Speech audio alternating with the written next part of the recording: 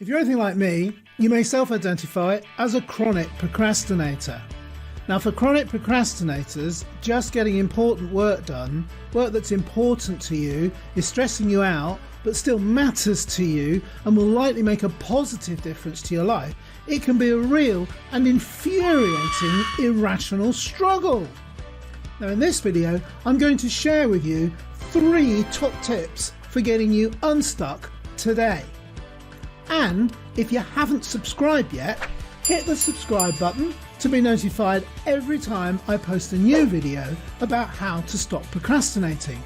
There's an absolute ton of things we can do to break the chronic procrastination habit and get ourselves into massive productivity anytime that old habit stressfully resurfaces. And I'm going to be sharing those tools and insights right here on this channel.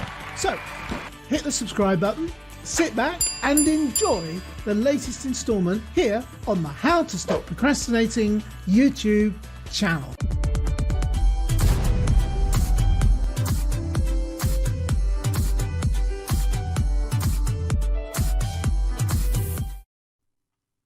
Hello, my name is Robin J. Emdon, and today I want to get you moving away from the dratted chronic procrastination and to at least some sort of productive activity as soon as is humanly possible. So I'm going to skip the lengthy explanations about the science and the research into what procrastination is and isn't, and why some things work to reduce it when others don't, and I'm going to get straight into the promised content of this particular video on the How to Stop Procrastinating YouTube channel. Think about each tip as a foundational layer for the next one.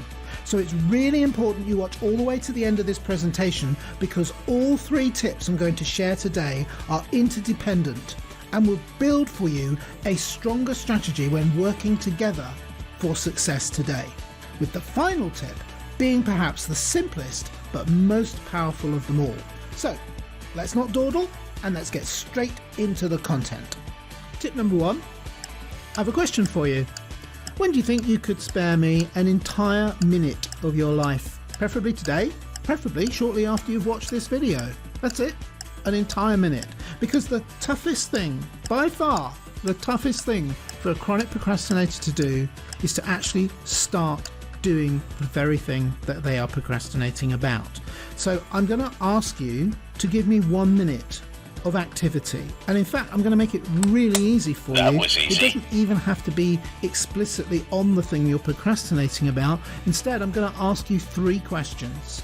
You have a choice. You can either just say, oh yeah, I could do a minute on the very thing that I'm procrastinating about, I know exactly what I want to be doing, or you could answer these 3 questions, or you could do both. I don't mind. I'm going to make it that easy. You can do a lot in a minute. A few years ago, I belonged to a breakfast networking club, and anything from 5 to 40 people would turn up every week on the same day to network and pass leads and contacts between each other. And during the formal part of the meeting, we were each given exactly 1 minute, a timed 60 seconds, to make our pitch. Now, in that time, we had to say what it was that we did and who the ideal client was, contact was that we were looking for leads from. And it was an amazingly powerful thing. These breakfast clubs are very successful, and as a result of being a member of these clubs, people make anything from tens to hundreds to thousands of pounds worth of revenue every year from the contacts and leads they pick up after asking for them in just those 60 seconds they get each week. So don't underestimate the power of 1 minute of activity. You can do a lot in a minute, an awful lot. And as I said, I'm going to help you to fill that minute, because I'm going to ask you to answer 3 questions. This is not compulsory, this is just a suggestion, but I'm going to tell you what the questions are, and I hope you will find them helpful. Question 1, what am I procrastinating about? That's it. Just name it. You don't have to write an essay, just a word or a sentence. What is it that you're procrastinating about? Question 2, what is one thing I can achieve today towards making significant progress on the thing I'm procrastinating about? That's it. Just write down one thing. I'm not asking you to do that thing, I'm just saying write it down. What's that one thing you could do? Question 3. What is it going to cost me to do that one thing? Now, by cost, I don't mean pounds, shillings and pence or dollars and cents. I mean when you are procrastinating, you are doing something else, usually something that is more fun. Watching a TV box set, playing with the kids, playing with the dog, playing with the cat, playing games on the computer, going for long walks. Things that are fun, things that you enjoy. They are preferable, clearly, because you do them a lot, to the thing that you are procrastinating about. So you have to be honest and say, well, you know, if I'm going to actually get on with the thing that I'm procrastinating about, it is going to cost me something that I might normally do and would normally enjoy doing. All we're doing is committing 1 minute, that's just 60 focused seconds, to actually not procrastinating today. That's all I've asked you to do. You're up for that, aren't you? Come on, anyone can do almost anything for 60 seconds, right? Drop a comment below this video, just one single word. Yes! That's it, just yes! And right there, in your public declaration, you've affirmed to the world that you have indeed agreed to dedicate 1 minute to not procrastinating today. Congratulations! All right, it's no big deal. And in itself, we all know it's not going to change your world or mine.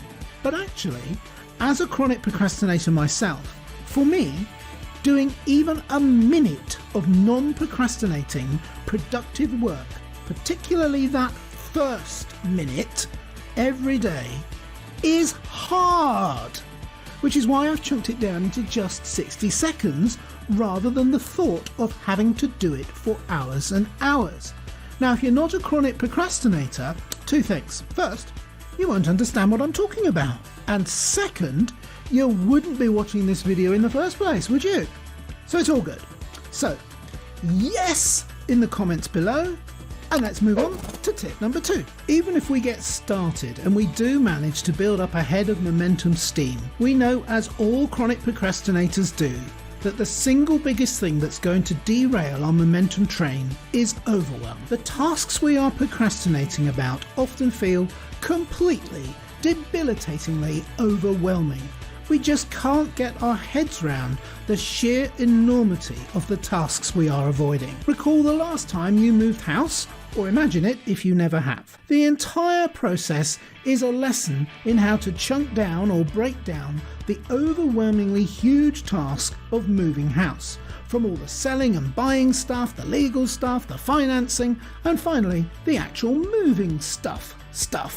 There aren't many things that have more moving parts and things to get done than moving house, puns intended. How do we do it? Well, I've already said, we chunk it down. Let's just focus on one major chunk. How to move our stuff from house A to house B without getting totally overwhelmed by the sheer enormity of the task.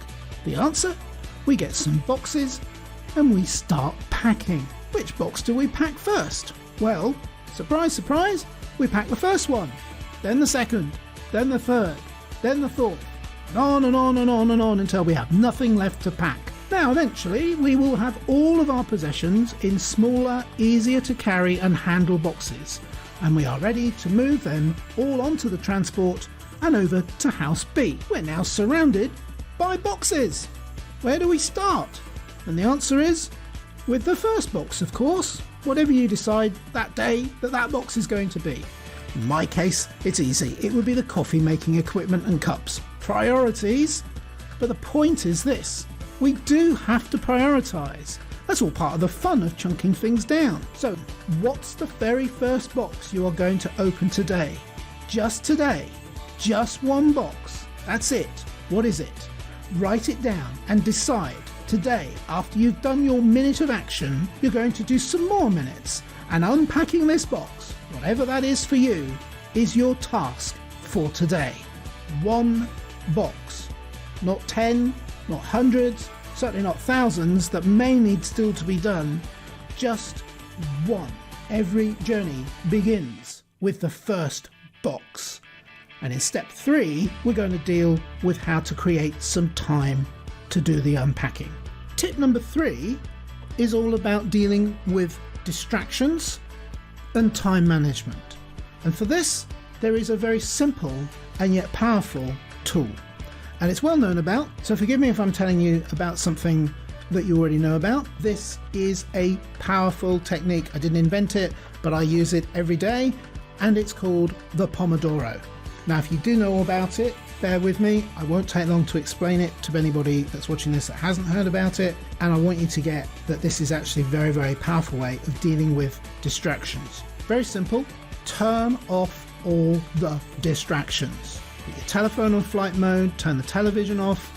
If you can turn your internet off, that's ideal. If you can't, minimize everything on your computer and just leave yourself with the screen that you're working on. Turn off all the audible distractions, the bells and the pings, and then turn on your Pomodoro timer for just 25 minutes. That's what a Pomodoro is. It's 25 minutes of focused, uninterrupted, no distractions time. Now, at the end of those 25 minutes, you're going to have a 5-minute break. And in those 5 minutes, you can get up, you can go to the bathroom, you can make yourself a drink, you can check your messages, and you can, fire off some quick replies. You know that that's coming. Apart from absolute dire emergencies, I promise you, everything that you have to do and have to deal with can wait at least 25 minutes. But in those 25 minutes, you're going to focus on the very thing that you have been procrastinating about and you want to get productive on. And then for the 5-minute break, you can go off and you can get back into your distractions and the things that you have to deal with,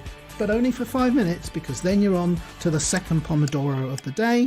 And after 4 Pomodoros, you are in fact allowed a 20-minute break. Now, I love this technique. I think of each pair of Pomodoros as an hour, because for me, an hour, even with 2 5-minute breaks, is incredibly focused, attentive, useful work time. There are no end of apps on the phone marketplaces. You don't have to pay for them. There are some you can pay for, but equally there's free ones. It's such a simple thing, and you don't even need an app. You can just use the stopwatch on your phone. It's a beautiful little technique, and it's something I highly, highly, highly recommend you do. And when you build it onto the top of the fact that you've conquered the fact that you've just got started today, that you're not biting off more than you can chew, you're just doing a bite-sized piece, a chunk of the bigger task that you know is at hand, and you're doing it in a way that, where, okay, so what if you do have to break off for an hour or 2 Pomodoros? What if you do have to do that? It doesn't matter. You can do 2 Pomodoros, break off for an hour, and come back and do some more Pomodoros. Simple as that. Think of your day in terms of Pomodoros, or think of your working day in terms of Pomodoros. That's it, simple as that. Time to get to work, so please comment below if you found this video helpful, and hop over to the Facebook page for more tips, hints and support. My name is Robin J. Emdon. Subscribe and tune in to the next video on this YouTube channel, where you can finally discover how to stop procrastinating and live your own life on your own terms.